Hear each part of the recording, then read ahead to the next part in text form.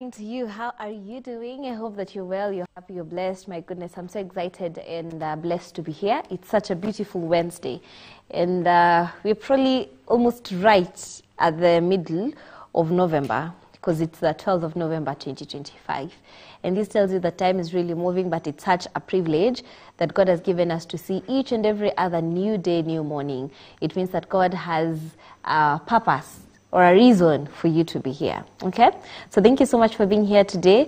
I am so glad that you've chosen to watch MBCI TV, and I know that you're gonna be blessed and learn so much today. We're here for the clinic show where we talk about health, because your health is very important. We keep saying that you know, if you have everything else but your health is wanting, then that means you're not able to move how you're supposed to, or operate how you're supposed to. So it's very important for us to take care of our health. And sometimes we talk about it, and ikifika ni mahali kwa practical with it. We said, you know me, I'll just take junks, I'm fine, I'm usually very tired. We don't take care of our health vile tunatakana. And that is why we have this show each and every other Wednesday, to keep reminding you that your health is very important. This is what you do. If you feel this is a warning sign, go to hospital. Yeah. And today we are going to be talking about a topic that is very, very, very important. And I feel like we don't talk about it enough, but today we are going to be tackling it. But before I even go to the topic that we'll be talking about today, thank you so much for being here. We'd love to know how your week has been, right from last week on Wednesday, which was the last time that we were here.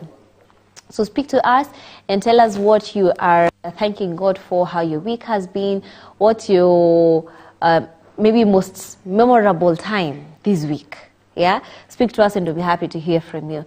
And for that, our numbers are very open. That is 0721 105 105 on WhatsApp, 23814, our SMS code, which is absolutely free of charge. We are live on Facebook on MBCI TV Facebook page, and we're live on YouTube on MBCI TV official YouTube page. We're so happy and glad to have you here, and I know that today we're gonna get blessed. My name is Rachel Kahugu. I'll be taking you through our topic of the day, of course, with the help of our doctors. We have two doctors on set. And even before I take you through what we'll be talking about, or rather the guest that we're having today on set, let me just quickly take you through what we'll be talking about today. I hope I'll say it well, kwa sababu nimeambiwa jina ya hii ugonjwa mara nyingi. So it's, let me just say it this way, esophageal cancer. All right? This is the cancer that affects your esophagus. We don't talk about it enough, yet there are so many risk factors. There are people who have this and probably don't even know about it. So we'll be talking about that, and you have two doctors that will be helping us unpack these.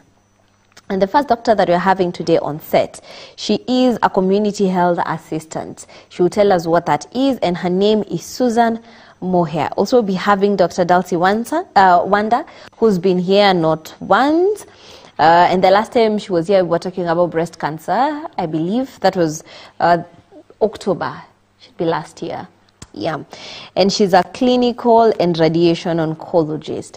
And we're ready to speak about this. If you have heard about this before, share with us what you know about it. If you haven't, this is where you get to learn esophageal cancer, or is that how it's said? Okay. Yeah, to learn what that is, what causes this type of cancer, what are the risk factors, and how you're able to even just prevent yourself from getting these, okay? So this is where you share this link with your friends, other people, so that they'd get to learn about these as well.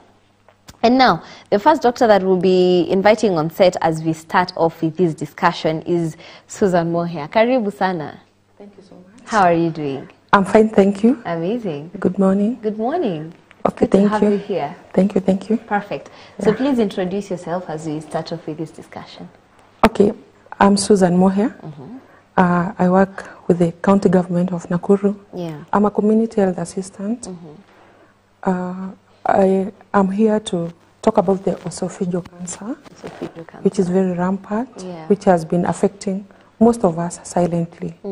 So I'm here to create more awareness to our community, to create more awareness on the danger signs and how we are supposed to do the screening. And it is good to let people know that esophageal cancer is treatable. Yeah. Once detected early. Once you get detected, it is treatable. Yeah. And there's some signs and symptoms which you notice.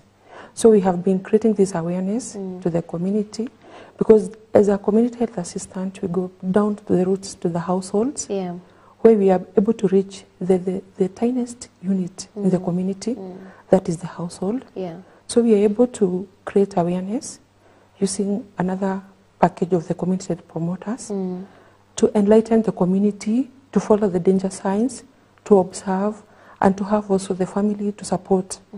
If you have these challenges, we are really requesting the community and the family to support, to avoid stigma. You know, stigma usually makes people not to come out, to say it out. But now we are here, we are all over the county, trying to mobilize as many people as possible. The moment you notice you have one of the danger signs, which maybe later I'm going to explain. Yeah, so that you can come out and get your test. You know, and this is maybe very sad, the passing on to glory of our beloved woman of God, Betty Bayo, who passed on because of leukemia, which is a cancer. So I heard of that, and it hit me that today we'll be talking about cancer. And I literally felt butterflies in my stomach and just thought, what would we do as a people to make sure that we catch this very early, so that it doesn't get to a place where we say that, you know, this and this passed on. And, you know, sometimes I understand that it probably could be beyond, but I think it's a very hard discussion to have, but it's very important for us to have these discussions that surrounds cancer. That is why we have a whole month that is dedicated to breast cancer. We have these you know, what is happening now about the esophageal cancer, which is very important for us to talk about. But maybe just to start from the very beginning, kuna mtu mwenye leo ndo the first time anasikia community health assistant, na nashanga, who is a community health assistant? Please tell us. Okay, thank you, Rachel.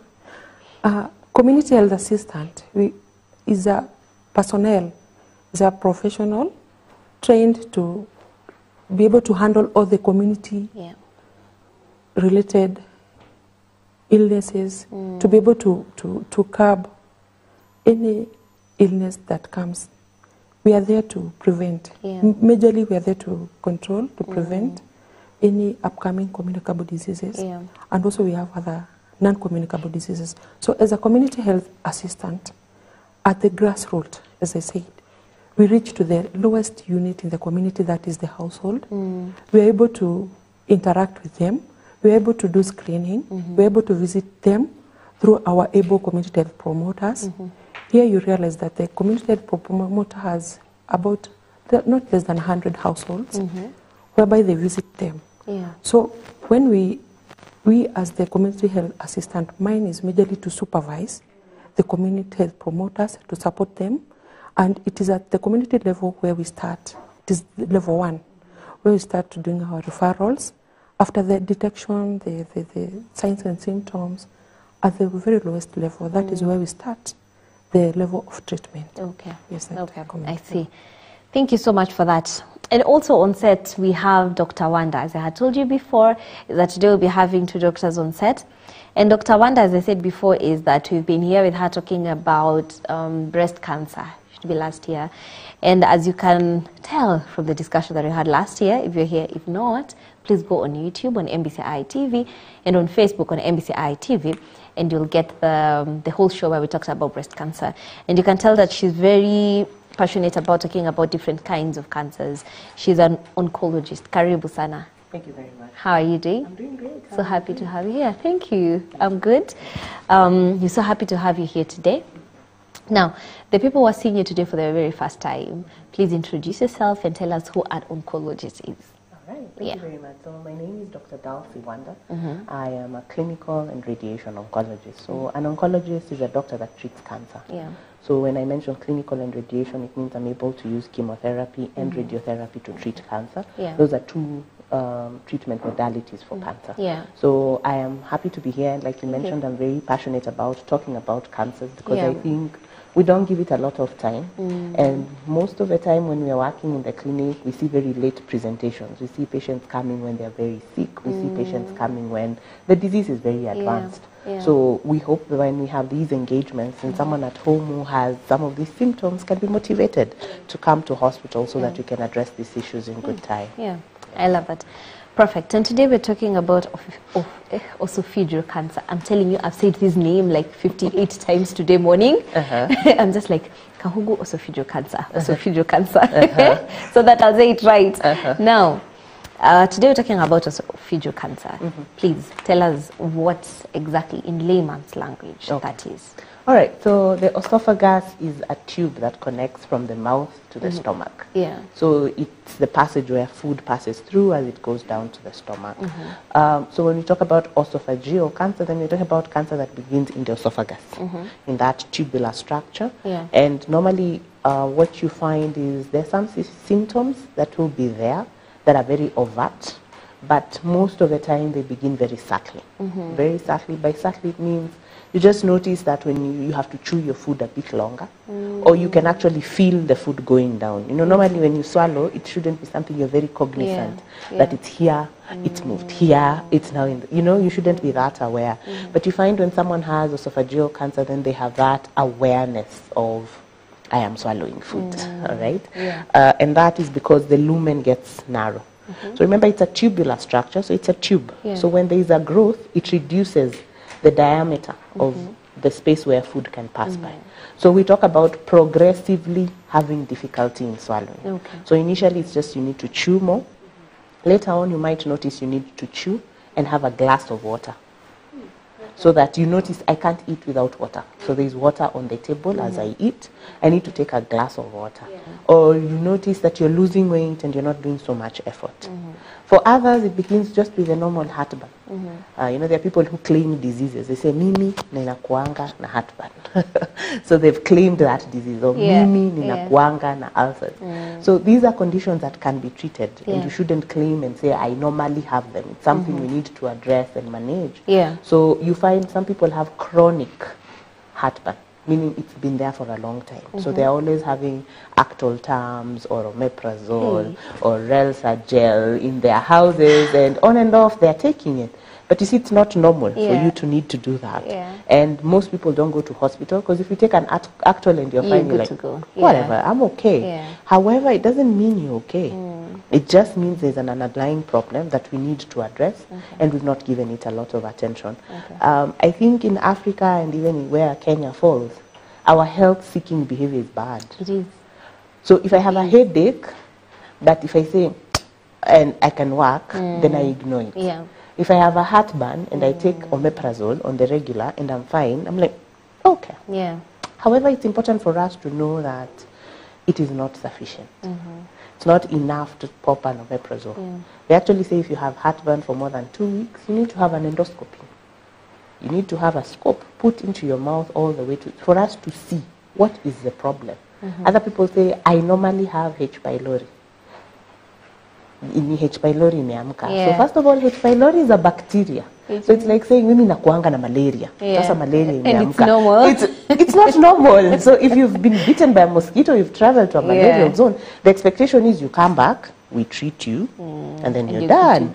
But this thing that we are always having, because H. pylori is a bacteria, meaning it can be treated within 14 days of the H. pylori kit. Then we need to look at our eating behaviors so that we figure out, am I eating at a place where H. pylori, the water isn't so good, so I keep getting the bacteria back. So when you change your lifestyle, it's something that should clear. So I hope all the listeners who are listening and say, I have H. pylori, or I have heartburn, or I have ulcers, can take this seriously and schedule an endoscopy. Because some people do that very early. We find a very small lesion. And they are treated, surgery is done, and they are doing very well. You know why I don't know why you really dwelt on that, because just before you came in, I was speaking to Susan and I was telling her, you see those viewers you're talking about? it's me. Because right now as you're speaking, I'm feeling I have heartburn. I was telling you I had so bad heartburn in the morning that I couldn't even take breakfast. But it's something that has been there, and as you've said, is that as Kenyans, we're really bad with going to hospital. And I'm saying this and someone is looking at me thinking, women ndo wanatuambianga twende hospitali hapa every Wednesday Kahugu. But I'm thinking that's something that we really need to take care of. Not to digress, but you've said that the heartburns and H. pylori can be treated in 14 days. After the 14 days, is it like cleared? So now there are different reasons why you might have heartburn. So one, there's some people who have gastroesophageal reflux disease. So from the stomach, there is supposed to be something that closes so that the acid doesn't come back. But there are people that sphincter mechanism is loose, so acid comes up. So once you're diagnosed with gastroesophageal reflux disease, there's what we advise you in terms of diet. How long should you eat before you sleep? Because when you eat and sleep immediately and that sphincter is not strong, when you lie down, the acid goes to the esophagus. Remember, the stomach is made able to withstand acid. The esophagus is not. So when you have chronic hyperacidity, then the cells around the junction, or even the esophageal cells, they get so irritated, and they get now the error, which can make them cancerous. And that's why we're talking about the relationship between hyperacidity and cancer of the esophagus, and H. pylori and cancer of the esophagus, and also cancer of the gastric. So this chronic acid production that creates ulceration, if it's H. pylori, studies have shown you need to be on a triple therapy. So you find you'll be given a kit with 3 drugs in it, which you take for 14 days. It is expected that within those 14 days, you've cleared the H. pylori. But also you need to now do the lifestyle, ensure the food is clean, ensure where you are eating. If you suspect that's where you got it from, then you change that, cook your foods better, wash your salads better, so that you don't get the bacteria, a reinfection of the H. pylori. For those with ulcers, the treatment might be more prolonged than just 14 days, because remember, it's a wound. It's just the way you'd have a wound on your hand. It might take 14 days, it might take longer, but now we would need to give you medication for a longer time to control the acid levels, medication to coat the ulcer so that it gives time for it to heal, so that the stomach lining is intact. Because when your stomach is intact, even if there is acid, you'll not be in pain, because it is modified to enable it to hold acid. So different reasons for H. pylori, different reasons for hyperacidity need to be investigated. Once we know what the reasons are, then now we can be able to act on it. Perfect. So that could be a topic that we need to talk about by itself, because I also realize that so many people complain about the same, and you've gotten too comfortable. Like for me, I usually have actual terms like on a daily.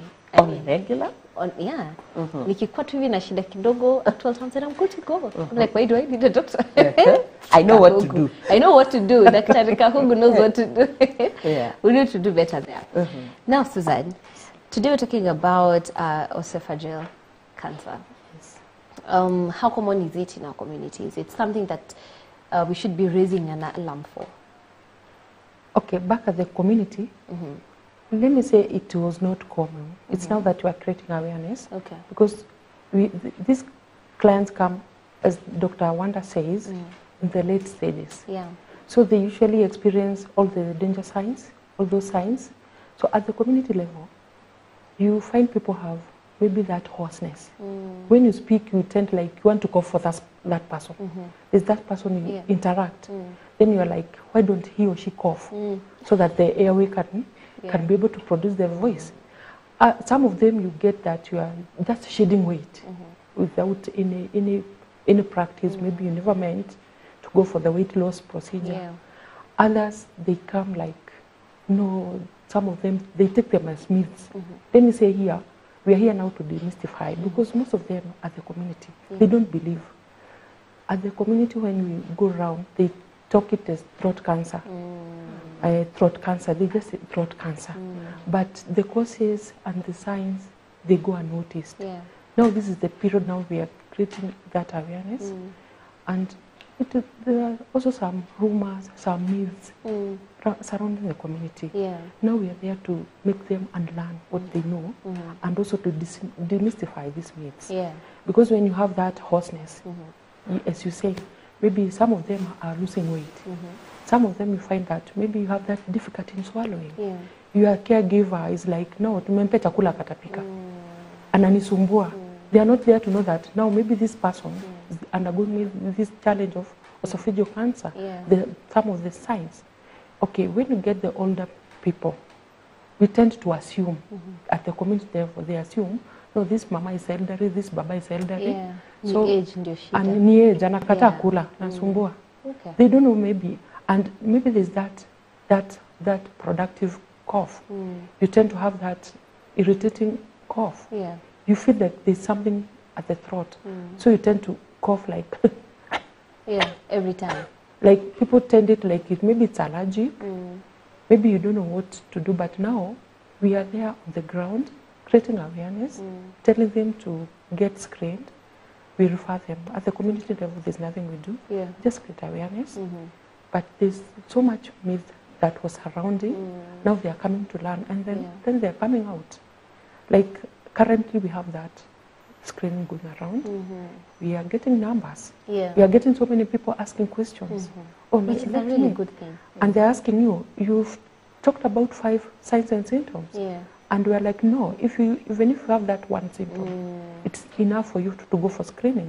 Go to the nearest health facility, get yourself screened, and avoid over-the-counter medication. Because as you say, you feel that I have an irritating, persistent cough, and I feel something irritating.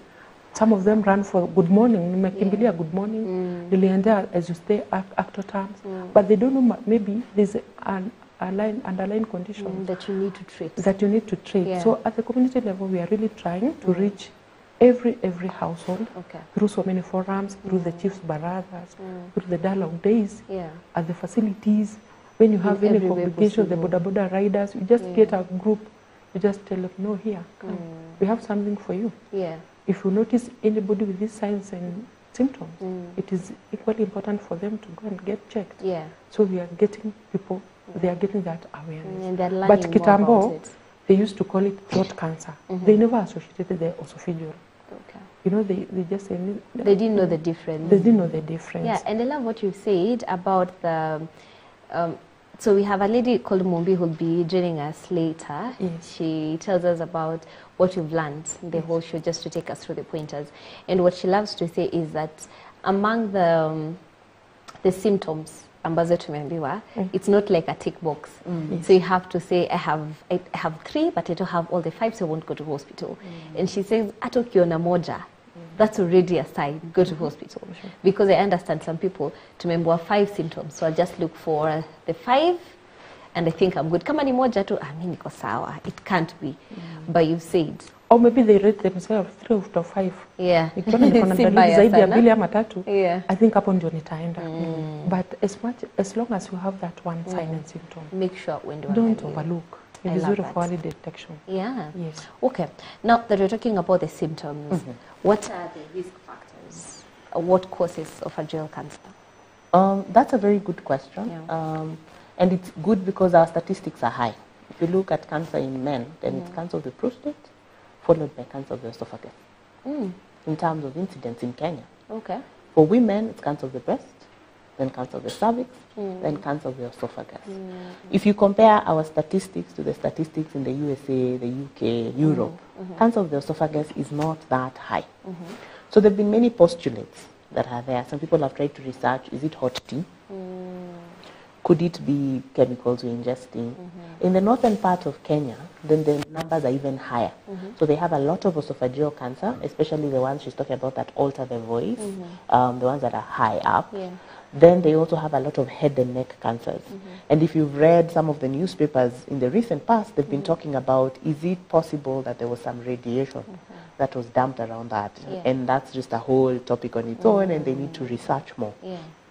So I think our statistics in Kenya really need to be researched. And I think that is why it's very beautiful that the KUTRRH got this grant to do a research on esophageal cancer. And they're doing it nationwide with sample from the whole country, so that we are able to see why our statistics are so high. Another well-known risk factor is ingestion of caustic material. So for those who've attempted suicide or took something caustic that went through the esophagus, then that's a risk factor. We've mentioned chronic gut, gastroesophageal. There's a condition called achalasia, which somebody would have, which also just widens the esophagus at the lower level, making it easier for acid to be around that area. Other patients, you notice that they have chronic varices that sometimes are inflamed over time, and that has been postulated could be a reason because of a chronic inflammation. So what we are saying, exposure to radiation, if you've been radiated over time, it's possible for you to have cancer coming from that. So is there a one thing you would do to give you cancer? Probably not. Cigarette smoking, alcohol use have also been implicated in cancer of the esophagus. So I wouldn't say there's the one thing you would do. It's different from cancer of the cervix, where we just talk of HPV. For the very cancers, the ones that are in the oropharynx and the beginning of the esophagus, then there's also some postulation of HPV being involved in that kind of cancer. Lower in the esophagus, not as much. So those are some of the risk factors that are there: radiation, caustic substances, chronic hyperacidity, achalasia, gastroesophageal reflux disease, chronic H. pylori, which would now affect more the lower aspect of the esophagus than the above area. And those are some of the risk factors. And I know at the end we'll be talking about prevention, so that we know how to then avoid what you've just talked about, or talked about rather. And you know, just what are some of the practices that you can do to avoid the esophageal cancer? But before we do that, you talked about screening. Yes. We want to know, do you have any screening program that's ongoing right now? Okay, thank you so much. That's a good one. It is good for the viewers to know that currently we have screening going on. We have a track from the KUTRH. At the facilities, we are screening people there. If you notice you have those signs, you are referred to the facility, then the clinician is able to refer you to the track for the screening. There's a screening method that is used, the PET scan, whereby you're giving a certain ink you consume, so that it can be able to screen and image whatever is going on. But that is not found anywhere. At the moment, we have that track which is going around the sub-counties, and the basic thing we are doing at the community is just referral. Unasikia unakohoa, unasikia kama uko na hoarseness, unasikia kama umepoteza uzito. And then, you know, at the community level, when you ask someone, it's hard to ask someone, have you lost weight or what's happening? So they come telling you, no, I feel like I'm wasting. I feel like maybe the trousers I used to wear, I feel the skirt that I was wearing, it's like, it's not, hainitoshi na inazunguka. That is one indicator. It's not like pasi utamwambia kuja nikupime uzito. So screening is ongoing. It's good people to come out in numbers to tell one another, let us go get checked. Not necessarily usikae tu ngoje mpaka udhoofike, mpaka upoteze uzani. So it is good for us to go get screened. Screening, it's in so many ways. I know Dr. Wanga will take us through. But the first thing we are doing screening at the community level is just referrals. You have these signs, kindly go to the facility. When you go to the facility now, you are able to be screened. Daktari atakuuliza, imekuwa kusumbua. The way the diagnosis is done. So right now we are doing nothing but screening and referring. Referrals, and we have been running these announcements, awareness to the community in churches, in all the groups. Screening is ongoing, and they should not fear about screening. Wengine wanasema, there was a forum we went and they were like, niende kupimwa alafu nipatikane niko nayo. And again there's stigma. So we are demystifying these things kwamba ukisikia mtu amepatikana nayo, you are not there, you are there to support. We really need a support system to get you through all this. Umetoka hiyo test ama umejijaza, you are going to take this test. Then you need someone behind or next to you for assurance. So people should not fear. Early detection, as we said, it is very important, and this treatment. So that is the kind of screening, like screening at the community level, it's just referral if you have any of the signs. And at the facility level, that is where more procedure is done. Yes. And you've mentioned about the tracks, and you mentioned about the tracks, and you said that wakienda pale kwa facility, they'll be able to be guided on how they can go about the screening. So the track, where is it exactly? Unajua sasa tunaongelea track and someone is probably thinking, unasema track for screening, what do you mean? Okay, we have a track. Yeah. It is a mini theater.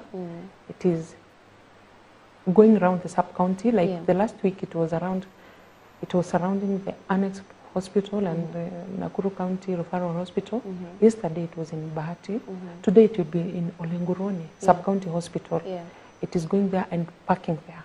This truck is fully equipped with all the professionals so that they can be able to do to collect samples, to do the screening. And when they are referred there, they are supposed to have fasted for around 6 hours. So as much as we are creating awareness, we are telling them, if you are going for the screening at the facility and maybe to the truck, you are supposed to have fasted from not less than 6 hours. Okay. So that you are good to go. So at the moment today, the truck is in Olenguroni. Okay. I'm not saying you should follow that track, but we are keeping updating the community. Yeah. Ukisikia iko Naivasha, ukisikia maybe you are around Olenguroni, ikikuja ipite pahali huko, it is good to present. But not per se ati utaenda to direct kwa the track. No, it's a procedure. It's a referral system. It's a referral system. So you have to be referred from... Yes, from the community to the facility, from the facility to the track. Now they say now you are eligible, maybe you are likely to have this test done. Okay. It's not like a walk-in to the track. Okay. No, kuna hiyo filtering. All right. Yes. And about the screening, the types of screening and how one is screened, take us through. So, first of all, we begin with a history. Like you tell the doctor what you've been feeling. Yeah. That's if you have symptoms. But symptoms is not screening. Yeah. So, classically for esophageal cancer, we haven't had a national-wide screening program that's going on. However, now we're talking about screening. So what we normally do is insert a camera. Look through the whole esophagus up to the stomach. Okay. Because sometimes when the disease begins, there is no lesion. Like there's nothing you're feeling. You have no pain, you have nothing. But within you, cancer has started to develop. So the only way to know is when you put now the tube inside with a camera, and you can watch it on the screen and look at the whole esophagus all the way through and see whether there's an abnormality or not. Okay. The advantage of an endoscopy is when you do it, if you see something suspicious, you can take a biopsy and take it to the lab for you to actually confirm what is it. Is it cancer? Is it not cancer? So that's the advantage of being able to do a biopsy.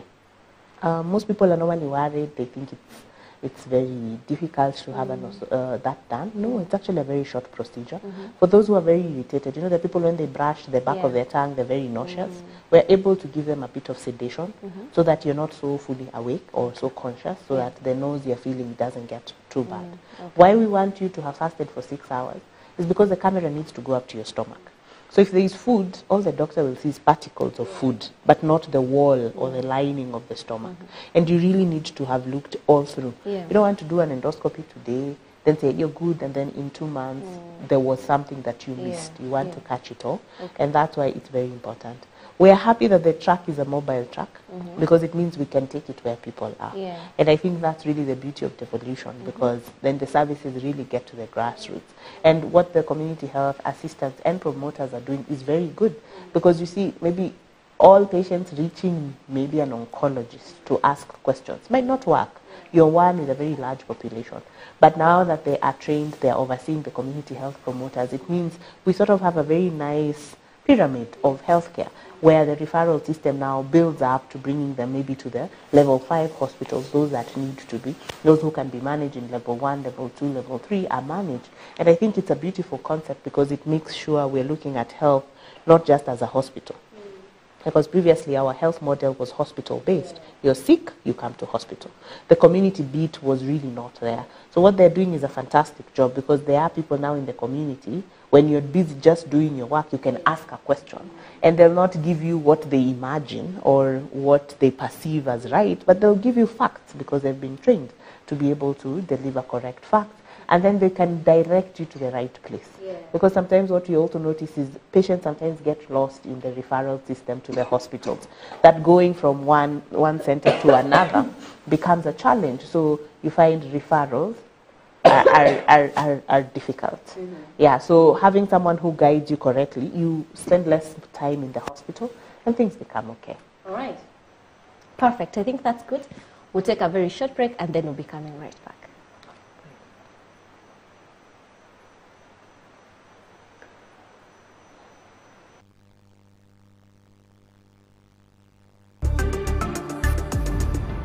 MBCI Television, transforming lives.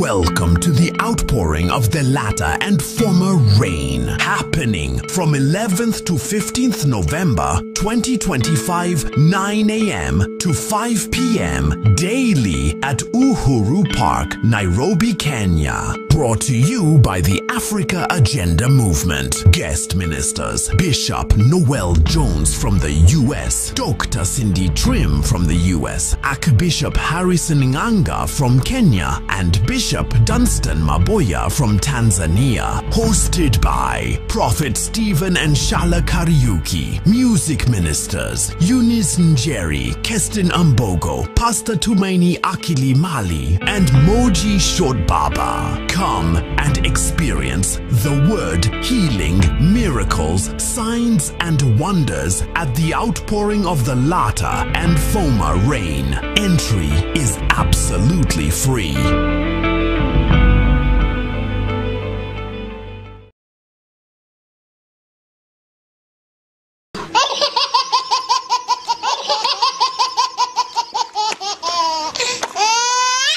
Firstborn wa Abraham alikuwa anaitwa nani? Adam. Adam. Nataka urudie mara tatu, sawa? Nataka urudie mara tatu. Larry really runs rapidly. Larry really runs rapidly. Rudia mara tatu mbio mbio. Larry rapid. Anayemwamini Mungu si mtakatifu. What? Si mtakatifu.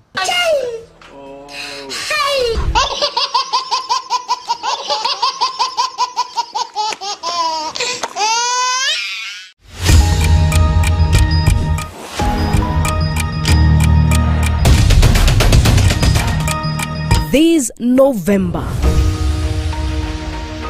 the heavens will resound with worship like never before. Kingdom Seekers Fellowship presents Twakwalika live recording. When I go to the east, they call you Mungu. A sacred time of worship, praise, and divine encounter. Hosted by Apostle John Kimani William and Reverend Naomi Kimani. On the 15th of November 2025 at Kingdom Seekers Fellowship Harvest Cathedral. Gates open at 12 noon. From the depth of our hearts, we echo the cry of the psalmist. Psalms 42:1. As the deer pants for streams of water, so my soul pants for you, O God. Join us as voices unite, hearts awaken, and the presence of God fills the atmosphere. Twakwalika live recording, a time to remember, a sound from heaven, and a moment of encounter. Kamukonji Business Community invites you to the annual Thanksgiving Prayer Day.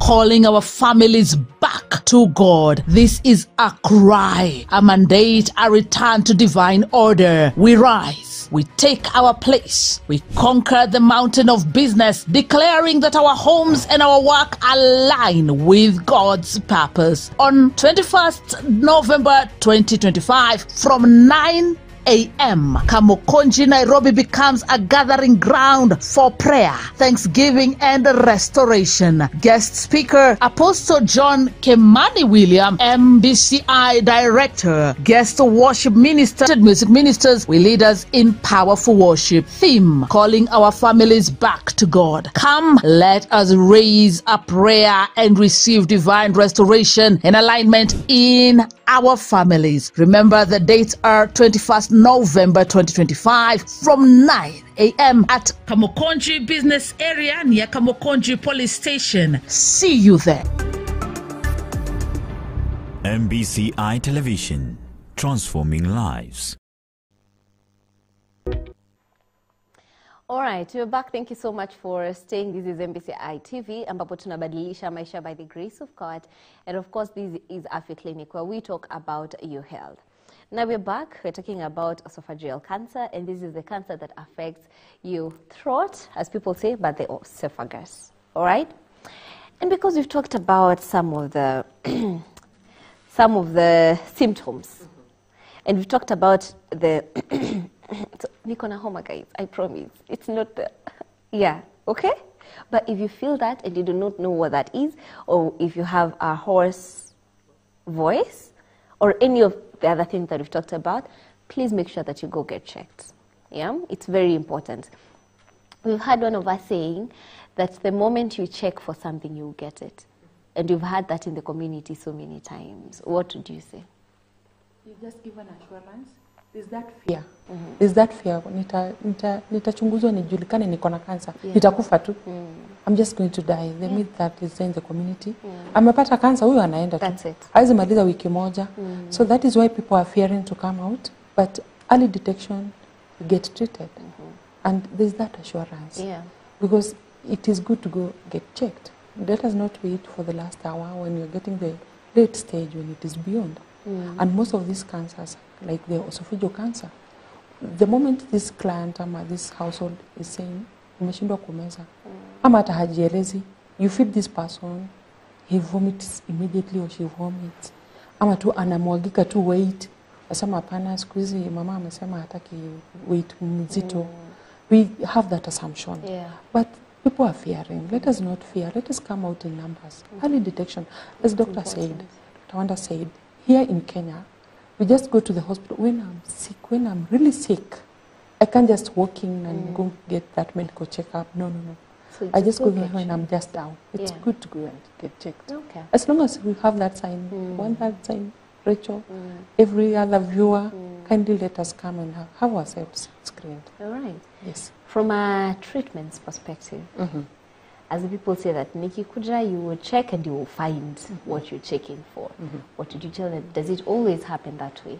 It's not always that when you go for screening, cancer will be found. But the advantage is if it's found before you have symptoms, then treatment is easy. Cancer of the esophagus can be treated in a variety of ways. Surgery is one of the treatment modalities. If it's very early, surgery might be all you need in terms of treatment. But if it is been there for a while, what we call locally advanced, then the treatment options become a bit more. We are looking into having maybe chemotherapy, radiotherapy, surgery. And sometimes when it's very advanced, then we give chemotherapy and maybe palliative radiotherapy, because now we're talking about stage 4 disease. Unfortunately, most patients come when it's not stage 1, where surgery is all they need. So majority of the patients have combinations of treatment. And sometimes it's a sandwich, where you do chemo, radiation, and then surgery. Or you do chemo and then surgery, depending on the type of cancer they have. Is it squamous or adeno? So what we are saying is, if it is not there and you go for screening, 1, you get peace of mind, and 2, you're assured of your health. But if you go and we find it, then we want to start treatment early. Cancer of the esophagus has a very high mortality, meaning we lose a lot of patients in the advanced setting. So we're really encouraging people to come early so that we have good outcomes. And I think in such forums, when we're discussing these cancers, it's good to have survivor engagement. And I'm hoping even for the next set, we would have a survivor of cancer of the esophagus. Because what I've realized as a doctor, if I tell you, yeah, it's doable, they're like, daktari lazima aseme hivyo. The doctor must tell you that. Lazima kuencourage utibiwe. But when you actually see someone who had cancer of the esophagus doing well, having been treated and is doing well, then that has really served as a motivation, 1, for screening, and 2, hope for the other cancer patients who are going through it, who perhaps are feeling very alone, very aloof, feeling death is all they can see, but seeing somebody they can look up to, somebody who's done all the treatment and is doing well, serves as a motivation. So maybe that's just maybe a challenge to Afya Clinic. In the next set, when we're discussing cancer, let's have a survivor engage, so that even as people listen, then they sort of a face to the discussion. And I think that's what the healthcare providers and also the media did when we started tackling HIV. It was very abstract. It was very not something people would conceptualize easily. But when the Assumptas came up, then people would say, oh, Assumpta is doing well. I can take care of it. I'll be okay. And that kind of advocacy has helped people embrace treatment. So I think we also need to do some of that work to ensure that people now embrace screening, embrace treatment, so that we don't waste so much time. What we've also seen is sometimes patients just keep going around. So they come, they get an endoscopy, it tells them they have cancer. Then they take that paper, fold it nicely, put it at home, then go to Nairobi to another doctor, give them the symptoms. Then it's done, and then they say, I want a third opinion. Remember, from the first diagnosis, all these steps you're taking, time is moving. The cancer is also growing, so it is not advantageous. So I think when we have these engagements, then people can know treatment is available. At some point, people thought treatment is so expensive, I'll not be able to handle it. But then at least even now, some of these services, like for screening that were not catered for by SHA, some of them are catered for by SHA now, so the cost has been considered. When we talk about treatment, then chemotherapy is being covered, radiotherapy is being covered, and now there's even discussions to increase the coverage. Yes, we know it's not the optimum, it's not enough. What we have now is not sufficient, but you can see the government already engaging, and I know some survivors yesterday were at Parliament just trying to lobby, to explain, and you see now the parliamentarians actually met survivors. So there is a face. So as you pass a law, then you realize there is a person this law is affecting. So we are hoping to see more changes and an increase in the allocation so that patients can get the treatment. That's beautiful. And I love that even as you're talking about cancer, especially now, and I mentioned while we were starting, we've had so many stories about people who passed on from cancer. It's very important for us to have the survivors, just to make sure that people know, it's sad that we have people who are dying from cancer, but there's hope. There's hope, and that is what we keep saying that we're doing on Afya Clinic, just to make sure that people know there's hope. It doesn't matter whatever stage you're in. The other time we had patients, when we were doing Breast Cancer October, we had a survivor who her diagnosis was when she was at, I think, stage 3, if I'm not wrong. And right now she's doing so well. She's a businesswoman, doing amazing. She's a creative. She's actually a DJ, Baka. Yeah, she's doing so well. And it was at stage 3. You know, you think at stage 3, wa imeenda sana. So what are we supposed to do now? But it's so beautiful just to see these and feel like it's hope for everyone else. I think that's so beautiful. Now, for now, I'd love for us to, now that we're talking about this, to go through some of the myths that surround esophageal cancer. All right? Now, let's take a look at the myths so that you're able to demystify. Getting the mythbusters. And the first mythbuster is what you mentioned. You know, I saw this and I thought to myself, wait, is this a thing? When they say that hot tea or hot porridge helps clean the throats. So the mucous membrane of the esophagus is very sensitive to temperature. And like I mentioned, some of the research has, if you look at the food we eat and the drinks we take in the African and Kenyan setting, we take a lot of hot drinks. I remember there was a time I had traveled and had gone for a certain conference, and all I could crave was hot tea.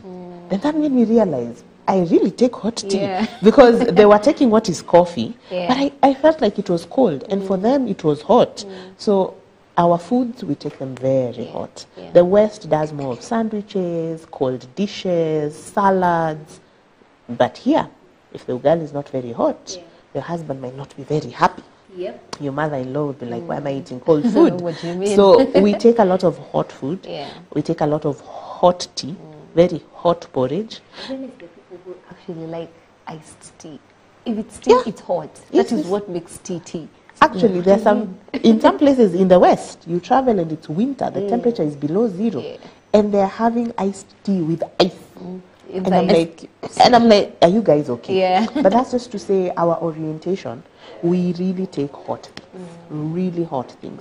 So I think we might need to consider having the temperatures a bit lowered so that at least we are taking care of our esophagus.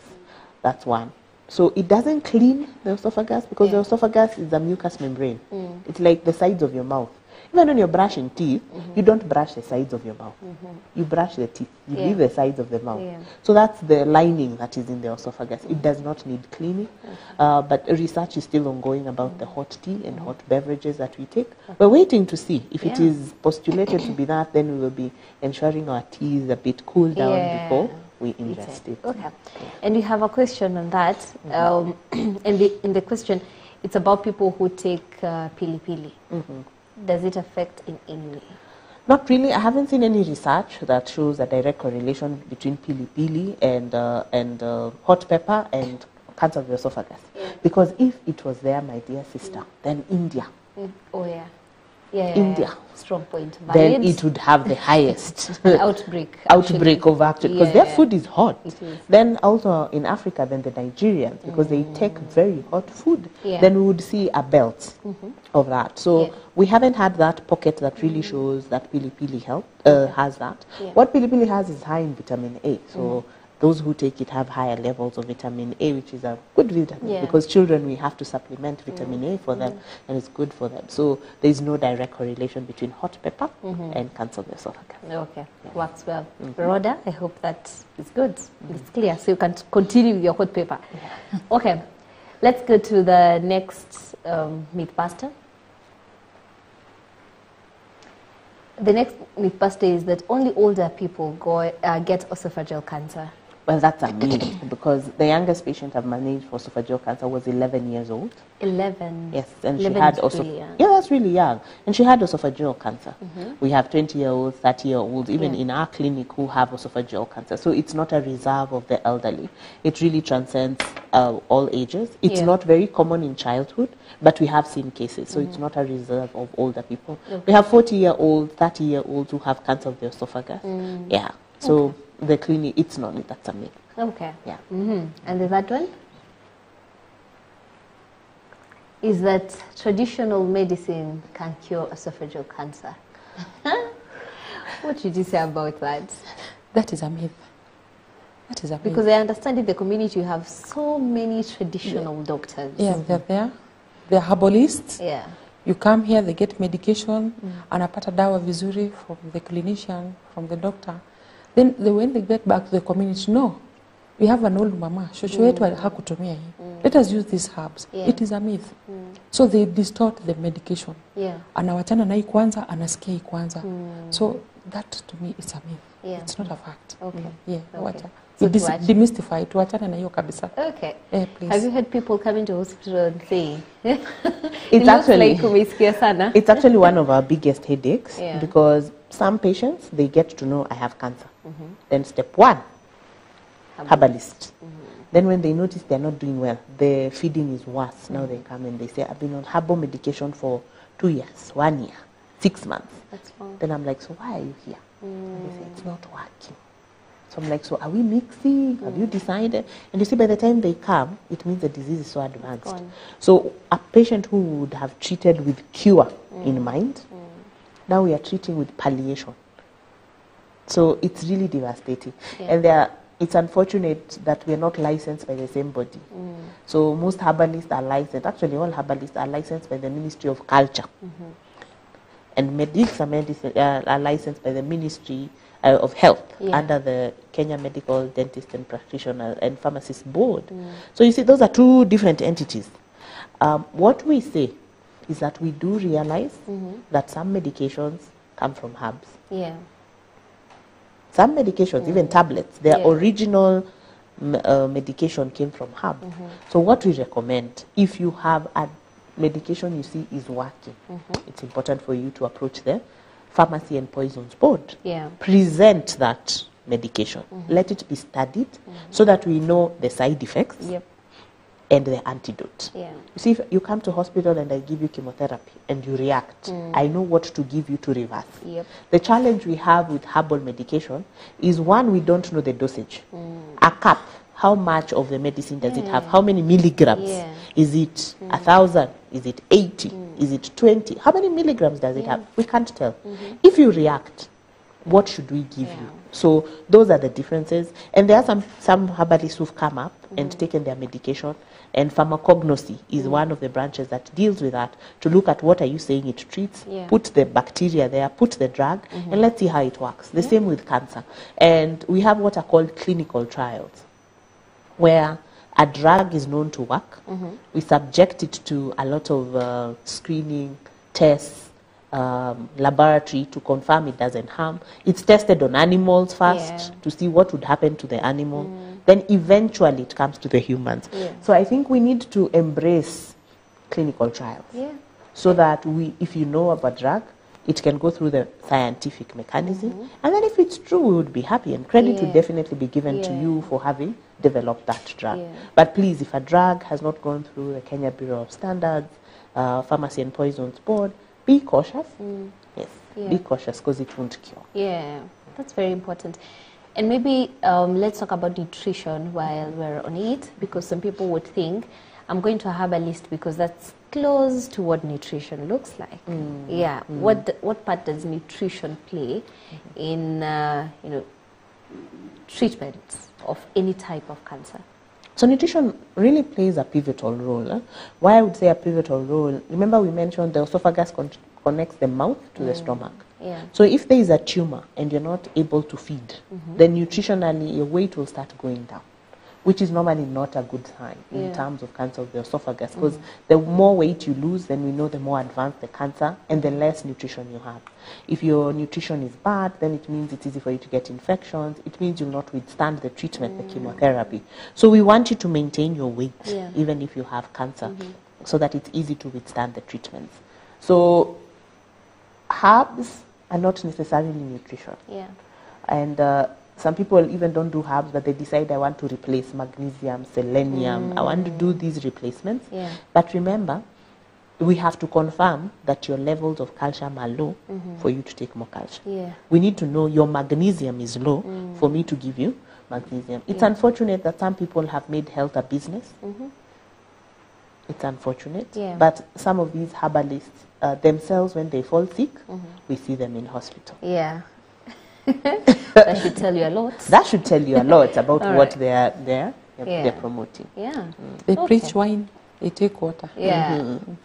Which is sad, because that's a business. That tells you that they're just doing it as a business. Okay. And to the other myth buster that we have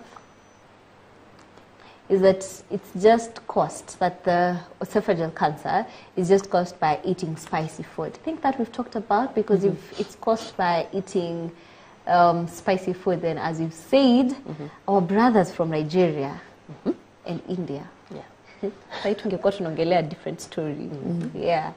And on the last one is that men are the only ones who get esophageal cancer. No, that's a myth. We have very many ladies who have esophageal cancer.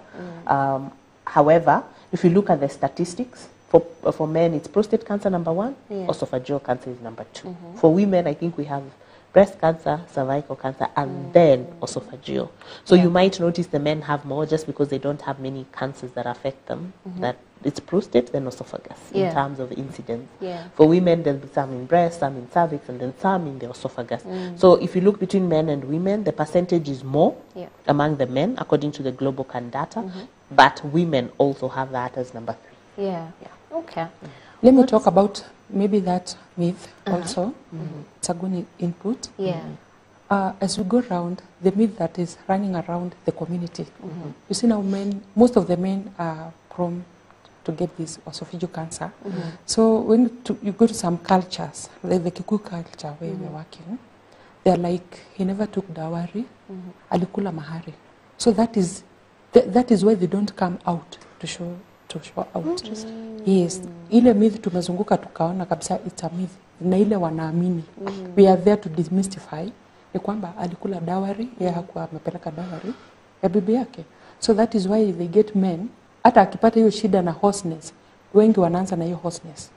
Wanasema tu alikula dowry, hakuwa amemaliza ya bibi yake. So that is the myth going around, and it is good viewers and listeners to demystify this. That is a myth. Tuache kusema mambo ya mahari. It's not here. It's not cultural related.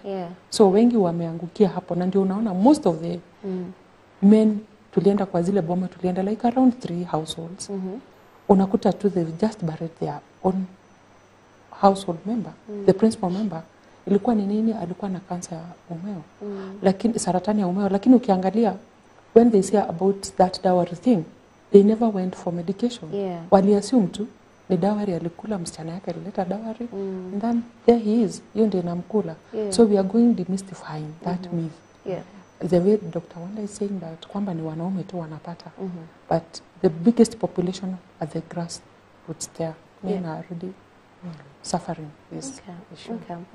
As you've said, is that it's very important for us to know that this is a medical case. It's nothing tradition. Yes. And it's literally nothing tradition. And maybe this is where we talk about, is there any other myth that you've heard apart from what you've mentioned and what we've talked about in the community level?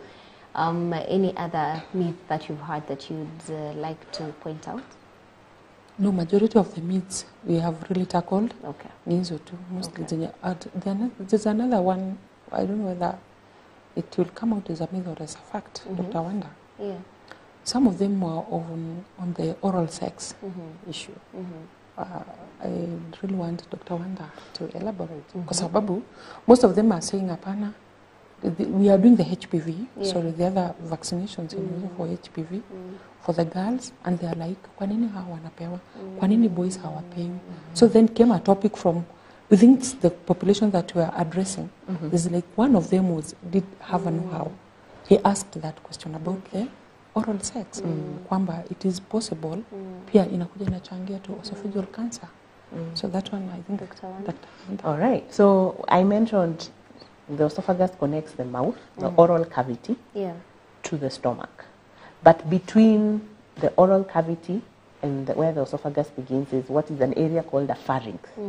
So that region of the oral pharynx, when it's exposed to HPV, then it's possible to get cancer. And that's pharyngeal CA. And it can extend to the esophagus or into the airway because they're very close. So our growth can grow down. And yes, that's why we are saying HPV has been implicated in cervical, the upper areas of cancer, the really top areas that can be considered something that can happen. HPV vaccination can be done for boys, can be done for girls and boys. It is just that the reason we got the vaccination in Kenya is because of cervical cancer. So, you know, when you get a donation or a program, then the owner of the program would determine who gets what and when. So in our situation, then you find that the determinants were the program. And the program said, this is a cervical cancer program. We want to reduce the cervical cancer numbers. And that is why we're focusing on girls. But I always say, if you're a parent, these things are available in the country. You can pay for it for your son because HPV is not just for cervical cancer. The oropharynx, penile cancer is implicated in HPV. And it's the men who have a penis. And it can get cancer related to human papilloma virus. And so vaccinating your boy is also an act of love. And I think parents should budget for it and just ensure their boys are also getting vaccinated. For me, I think the myth that just drives me up the wall most of the time is that cancer haipendi kisu. Like the moment you have surgery done, that is the end. So sometimes someone has a very small tumor. We've done very good chemo. We've done very good radiation. The next step is surgery. And you send them to the surgeon and they say, no, I was told cancer haipendi kisu.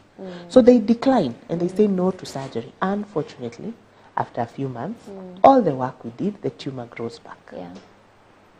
And now sometimes more aggressive, gone to the lung, gone to the liver, and we lose that patient. Sometimes it's the layer of the esophagus just close to the stomach. So you're supposed to do 4 chemos, 4 times, then surgery, then 4 more. So you do the 4 chemos. If you're having difficulty swallowing, it's now gone. Then they tell you, I am well. I am not having surgery. And then a few months later, the tumor is back. So I think that having to lose the patient, losing them, it's sad because of that myth that cancer should not be operated. Others, even if it's breast cancer, they've done chemo, the tumor has shrunk, They say, I don't want surgery. Then they come back when they can't breathe, they're on oxygen, they're like, Daktari, please help me. So I think that myth about surgery and cancer needs to be demystified. Yeah. Surgery is a treatment option for cancer. It is used to treat. Yeah. Yes, not to spread. Yeah, to the treat. cancer, to treat. Okay. Perfect. In the interest of time, my goodness, I just wish we had more time because it looks like we have so much to unpack on this topic. But if you have any question, absolutely any question, you can always ask. And I know at the end we'll be giving contact just in case you need to ask any question or you know someone who needs help. Because I feel like that's really important. You said, or you yourself, you need help. Any little symptom you see, that should be your cue for you to go get checked. All right? Now, maybe Namini just take us through what's the importance of support or support system from family and friends to this particular patient who has been diagnosed by esophageal cancer. Okay, thank you. It's really important to have that support system because one, when you are diagnosed, maybe you have this esophageal cancer, the next thing the community think or the household, sasa anaenda. But the purpose of the support system is to keep assurance.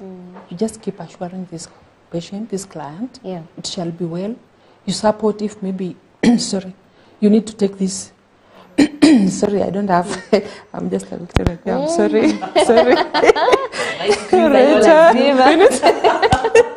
Sorry. Looks like. Looks like. Okay, the family comes first and the caregiver.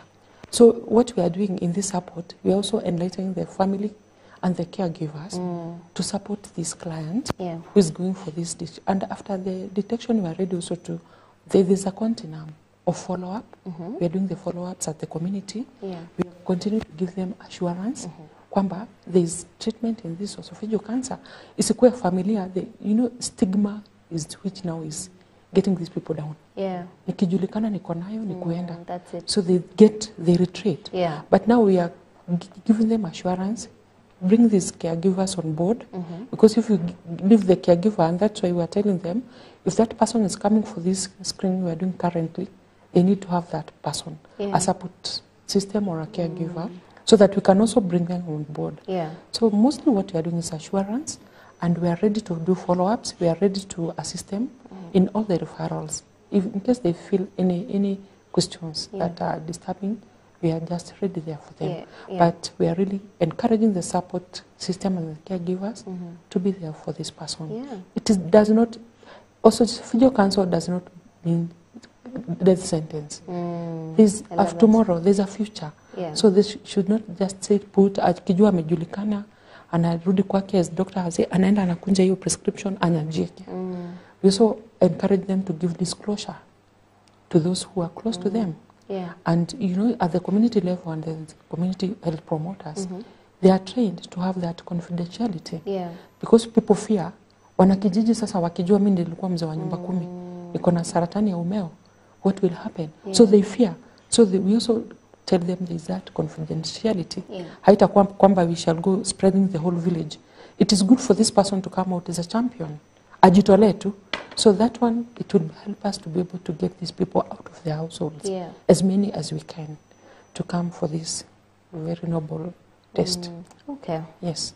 I think that's very important, and I love how you say that even while you're going for the screening, at least enda na mtu.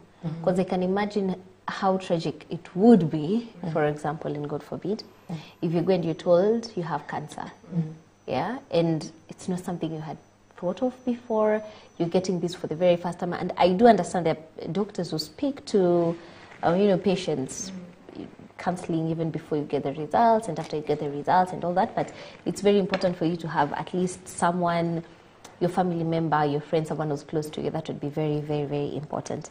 I see we have people who are following. Thank you so much. We have these. Anasema, I'm learning a lot. Good job. These I've also seen your comment. Asante sana. God bless you. We had Berad Cheriot Asema, I'm following. We have Light Bearer, such a good name. And Oliza, what are the symptoms? I think we've talked about, but just to take us through, maybe in a minute, what are the symptoms? Ndo asiseme hakusikia. Right. So the symptoms can be dysphagia, having problems swallowing. So So it can start with hard foods, then goes to semi-solids, then eventually sometimes all you can swallow is liquid. In the beginning, it might be subtle. You just notice you want your garlic softer than what it was before, or you have to have a glass of water with every meal so that you gulp as you swallow. Or you have the awareness of swallowing. We also talked about a change in voice. It's the upper layer of the esophagus, upper region of the esophagus, then your voice could change. You can have a husky voice. In advanced cases, you might have a cough. In advanced cases, you might have a weight loss. In advanced cases, you might also notice that if you drink water, then you really cough. It's called a fistula. So there's now a connection between your airway and the esophagus. Those are advanced features of cancer of the esophagus. The other things is the chronic heartburn or discomfort of the esophagus that has been there for some time. That can be a risk factor. If you've had achalasia, it's a risk factor. If you took a caustic substance, either voluntarily or not knowingly as a child, you drank something caustic, jig, acid, then already there was trauma to the esophagus. That's a patient we want to follow up a bit more keenly. Okay. Perfect. I see Mumbi Kanyura, I see your message. It's on something different. It's on mental health. We'll be tackling that a bit later. We had promised that we'd have a show on mental health. I feel like this year we've talked about mental health. Can't be too much, but we've really focused on mental health. And so you keep getting questions on mental health. So we had promised that before the end of the year, we'll have one show on mental health, which will also call people here as audience, a few people, where they can ask questions. Yeah, that would be really good. So on mental health and maternal health. So we'll see how that goes. And itakuja ya kwanza, we'll see how that goes, okay?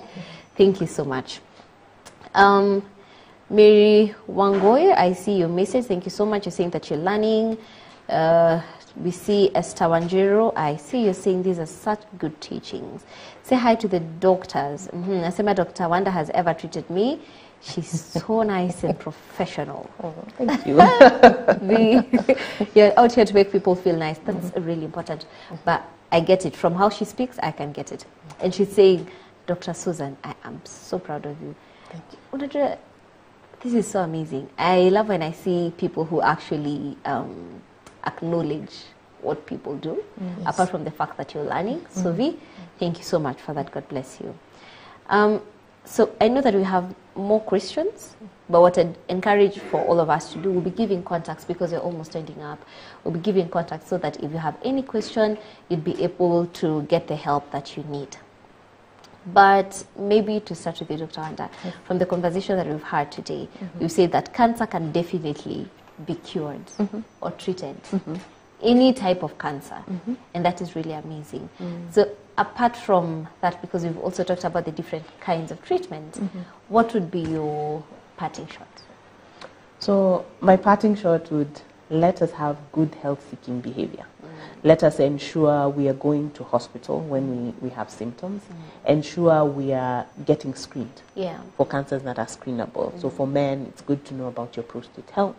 For women, it's good to go for breast cancer screening, cervical cancer screening, and now esophageal cancer screening. If there's a pocket, I think we've seen some places in Meru where there's such a large pocket of cancers, northeastern, the northern part of the country, there's those pockets. And even in our region, if you have these symptoms you're talking about, no matter how subtle, you've had heartburn for 2 weeks, please go get an endoscopy done. You're feeling awareness of swallowing, or you don't want meat, you want it minced meat, you don't want to eat nyama choma anymore, you can't do githeri because you say it hurts you when you swallow, then you need to have an endoscopy.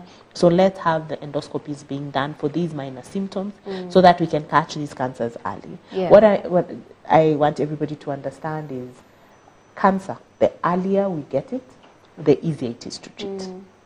So it's really important for us to catch it early. It's really important for us to get it at stage 1, stage 2. It makes it easier to treat. And for esophageal cancer, because the mortality from that cancer is so high, we need to catch it early. And screening will help us. And now that screening is happening in the county, please follow the county pages on Instagram, on Facebook. You'll be able to see those alerts on TikTok. They'll put those alerts out there. Talk to your community health promoter. Talk to the community health assistant. Let them give you the information. Please make time for your health. Yeah, make time for your Make health. time for your health. Yeah, I know Mumbi is just about to use that sentence 58 times per hour. Yes. But make time for your health, all right? What would be your parting shots? Okay, thank you. This was a good one. To the viewers, first of all, as we have said, cancer was early detected, there is treatment, and now comes the medical cover, the part of SHA. At the community level, I'd really wish all the community members to embrace the SHA medical cover because the cancer patients are fully covered. So you don't need to worry that where are we going to get this. In the initial stages, we are doing it at no cost. This screening is not done. They are not paying for the screening at the moment. But when you have that cover, I really encourage every one of us, every one of the community members to embrace the SHA insurance cover, which is going a long way to the cancer patients. It's really doing a good job, and to all of us, to all the community, to all the viewers, kindly let us tujitokeze, tukuje, tuangaliwe, so that we can have maybe to plan for our future. And thank you so much for this show. Thank you so much for coming. That has been really amazing. Now about SHA, I've been a bit skeptical on talking about SHA entirely. We've had so many questions. I think now it's time we talk about SHA and get people to ask all the questions that we have. So Dr. Kitahi, if you're watching us now, thank you very much. We'll have that discussion. All right. No, that's it. And it has been amazing. Now we'll be getting Mwambi in a very short while, and she'll be helping us, go through what we've talked about. If you've just joined us now, and you've not been able to catch the discussion from around 8:30 where we started, we'll be having some pointers that will take us through what exactly we've been talking about. But we've been live on Facebook and YouTube, on MBCI TV on Facebook and MBCI TV official on YouTube. So you'll be able to catch the whole discussion. It has been really wholesome, and there's so much that you'd learn from this. Please share the link with other people so that they'd get this as well. Sensitization is key. It's very important. Knowledge is power. Just getting to know that this is what is happening. Nikifilivi, I need to go get checked. As Dr. Wanda, you've said, that early detection saves money, saves time, saves you the stress. So it's very important for you to just, if it's there and God forbid, catching it early. That's why you have the doctors. Catching it early is very important. So don't shy off from the screening. Don't shy off from you going to hospital. And this I'm speaking to Kahugu as well. Okay? In Jesus' name, Kahugu. Amen. Thank you so much. Would you have like a contact that you'd want to share with the people just in case they need to ask something? Yes, by the way, before we even get there, you are a community health assistant. Yes. From which county or which area? From Nakuru County. Nakuru County? Yes. Specific area? Sub-county Nakuru North. Nakuru or Bahati. North. Bahati. Yes. Ah, amazing. Yes. Do you know BHO called Miriam? Miriam Jones? From which sub-county? Bahati, Subukia? She's probably wondering and she's asking, Mbono unaniulizia on air? Wow, okay. You are so familiar. I'm getting something. Yeah. So for the people who are around there, Miriam Buru say hi to you.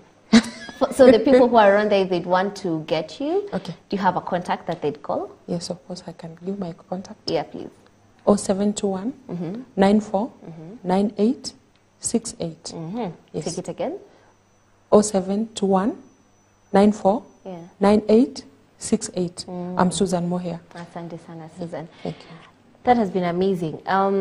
Dr. Wanda, for the people who would want to come for screening officially, people like Kahugu, who decided this heartburn is enough, now we need to go get checked. Please share your contact. So my number, my office line is 111 30 30 30. Even emergency contacts. Yes. We'd call it like anytime. So 011 1 30 30 30. Amazing. Yes. Your location for the people My who location, want I work at the Nakuru County Teaching and Referral Hospital, the Oncology Department. Amazing. I head that department. Amazing. Yes. Perfect. Thank you so much for being here. That has been really amazing. I know Miriam Buru is probably wondering, she has been so pivotal also. And I've learned so much as well in the community about, In fact, I first heard about the esophageal cancer from her, and I said, it's very important for us to talk about this. Yeah. So I think you are all doing an amazing job. Thank you. Doc, we've talked about cancer, I would say very broadly, and you can see your passion in talking about this. I feel like this is really important. Maybe just as an encouragement to everyone else who's studying to be a medic in the future, in the very near future, in a minute. Say something. So to a medic who's looking out to doing medicine, it's a beautiful career. It's a career of service. You give a lot of yourself, but it's very fulfilling. So if you're in medicine or thinking about medicine, please keep at it. Keep at it. We'll be here to guide you. And if oncology is something you're interested in, then you can always reach out. Can be able to guide you the process. Previously, you needed to go outside the country, but now we have a training program in Kenya. So please join us. I think this is an important space. As we finish off with the infectious diseases, then these cancers and lifestyle diseases are what we will face. So please join us. Let's fight together and help Kenya. Perfect. That has been such an amazing and a wholesome session, and very informative. So thank you so much for being here, Susan. Thank you so much once again. Thank you so much for tuning in today, for choosing to watch MBCI TV. We do value your time greatly. We're not yet done, just almost. So we'll be taking you through some of the pointers that we've gotten from today's discussion. But just to give you a breather, kidogo, we'll be taking a look at the Did You Know segment. So this is a segment that just jogs your mind a little bit before we get to take a look at the pointers. Once again, asanteni sana. Perfect. Let's take a look at the pointers. Or rather, the Did You Know segment.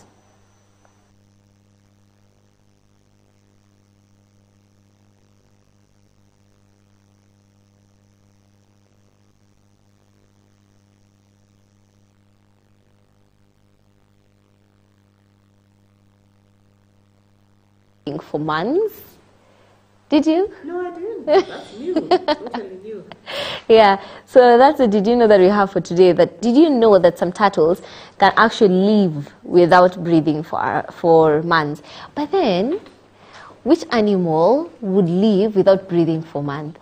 Because, leave alone any animal, even the plants, they literally need to breathe to live. You know. So turtles can actually live without breathing for months. Did you know that? Maybe this is just a call for us to go and do more research on the same, just to make sure that, hey, we're on the same page, or it's actually true or not. So please do your research as well, and then we'll get to take a look at that. Yeah. Now, maybe let's just go through a few comments that I've seen that are coming in from our discussion today before we get to the pointers, and I know Mumbi will be taking us through. I'm so used to calling her Mumbi. It sounds like Mumbi Kuja, but I think it's such an amazing name. Now we had Mumbi Kanyora who said, "Praise God, I'm a mental health champion and advocate, grew passionate out of a lived experience." Now, Mumbi, please share your experience with us. We'd love to also just hear from you. It would be really nice if we even have you on set and get to share your experience and share with us what you would say about mental health, because I feel like mental health is such a pivotal part in our day-to-day activities, all living. Yeah? So thank you so much. I see your comments. God bless you. Upande wa Facebook, I see we have comments coming in. We might not be able to read all of that, but I will just acknowledge the people who've sent in their messages. Let's take a look. So he said we're live on MBCI TV on Facebook and MBCI TV official on YouTube. Jerop Irene, I see your message. Kamas Mwangi, thank you so much. And Baton Singh, I see you. We have Smart Mutemi Musioka. I see you. Oh, this is Dr. Musioka. Thank you so much, Doc, for tuning in today. I hope that you've said everything right. Yeah? Thank you. Thank you so much for tuning in. That has been super amazing. Dr. Remombi, yes. How are you? I am fine. You look super amazing. Thank you. You look amazing too. Thank you. Yeah. What is your take home today? My take home is your symptoms are not at okay. I don't a checklist. Yeah. Yeah. And also make time for your health. Health is wealth. I knew it. Yeah. I knew it. Please say hi to the people and introduce yourself. Yeah. Good morning, everyone. My name is Mumbi Karaoke, and Welcome to this segment of the show where we do a brief recap on everything we've talked about. Yeah. And today we talked about esophageal cancer. Uh-huh. Yeah. All right. Perfect. So take us through what we've talked about for the people who aren't able to join us. Yeah. So basically, esophageal cancer is a disease where cancer cells develop in the esophageal lining. Yeah. Yeah. And we've talked about cancer a lot, especially last month, where we had Breast Cancer Awareness Month. And we explained that cancer is basically where cells in your body grow uncontrollably, whether it's in the esophagus, whether it's in the breast, no matter where it is, it's just cells growing uncontrollably. Yes, so that's also what esophageal cancer is. We also talked about the risk factors, and some of the risk factors include smoking, heavy alcohol use, chronic acid reflux, and obesity and poor diet. And one thing we keep repeating on almost every disease we're talking about is diet. Yeah. Poor diet, exercise, you know, your body weight. Obesity is a very big cause of so many diseases that people are going through today.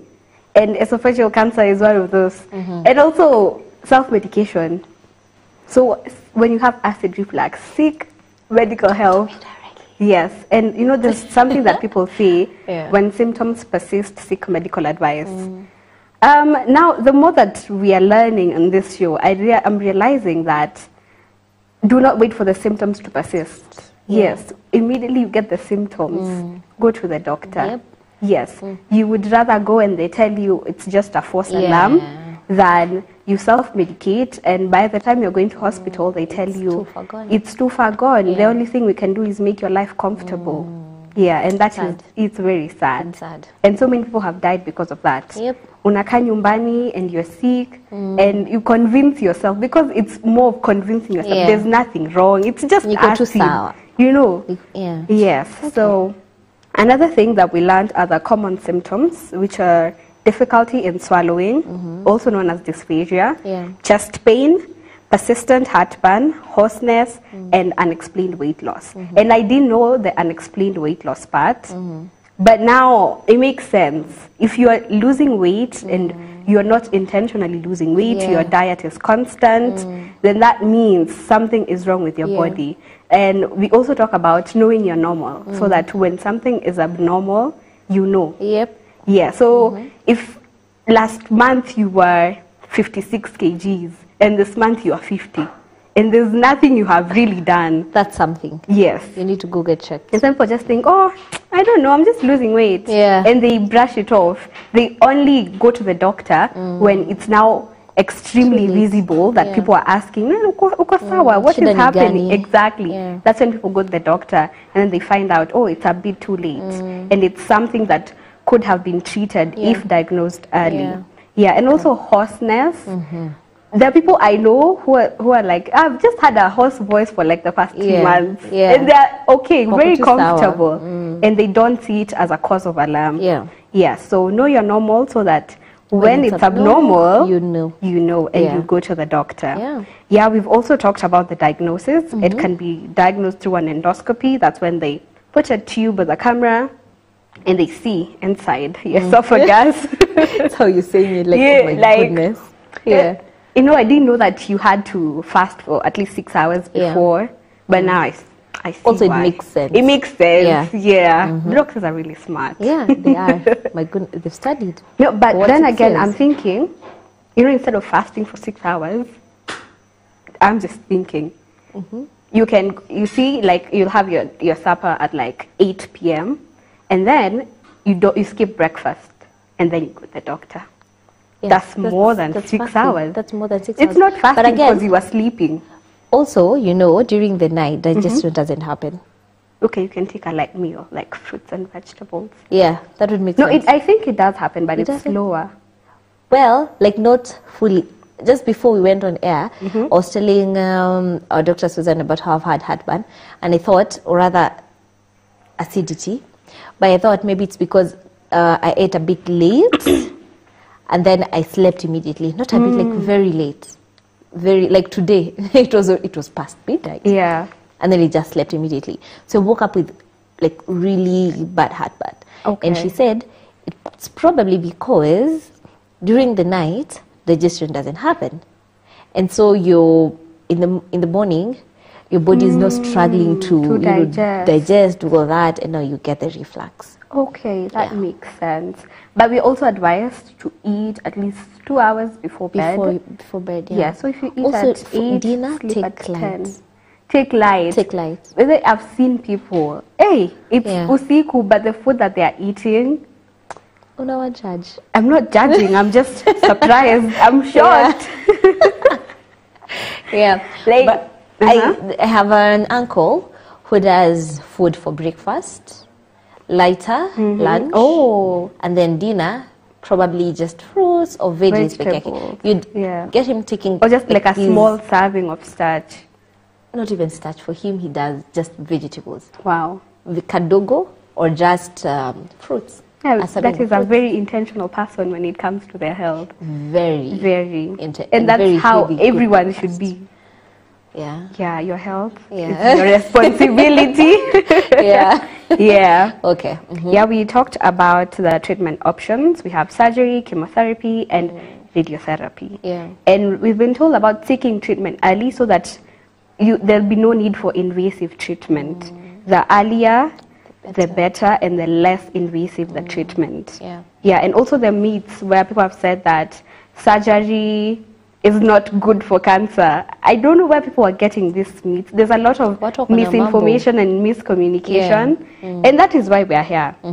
To learn and to also educate other people.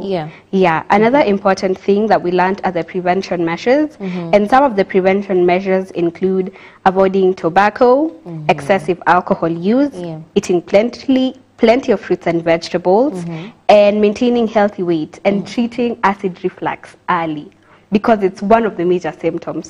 So if you have acid reflux over and over again, it's a recurrent thing, week in, week out, you're always taking something to reduce acidity or heartburn, go get checked.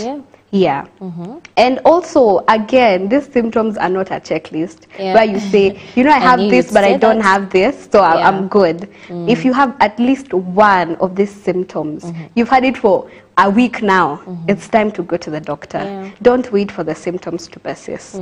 Seek medical advice first. Another important thing that we learned is positive health-seeking behavior, and this is something that we have repeated over and over again, because as Kenyans, we have this habit of self-medicating.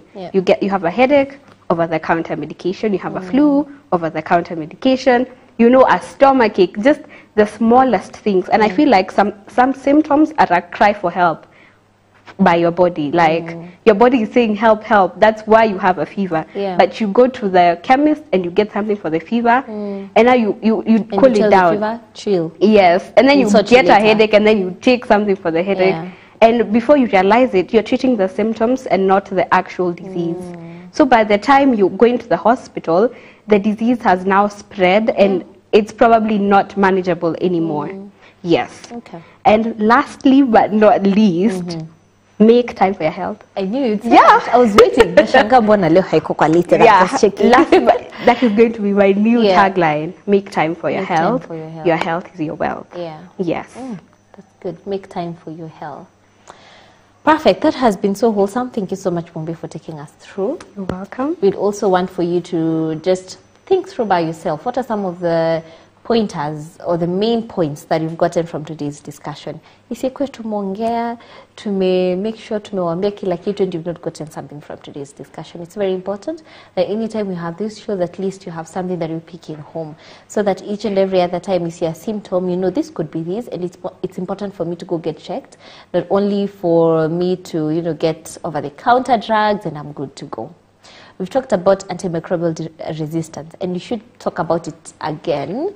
And this happens when you just self-medicate and not finish your antibiotics. You take it 3 days and you're good to go, and now you say, Miss Kunyu dawa tena.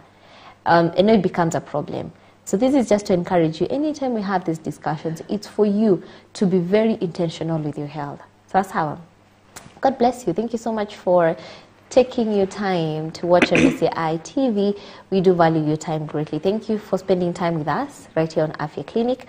Asante sana. We do appreciate that. My name is Rachel Kahugu. To have an amazing rest of the week.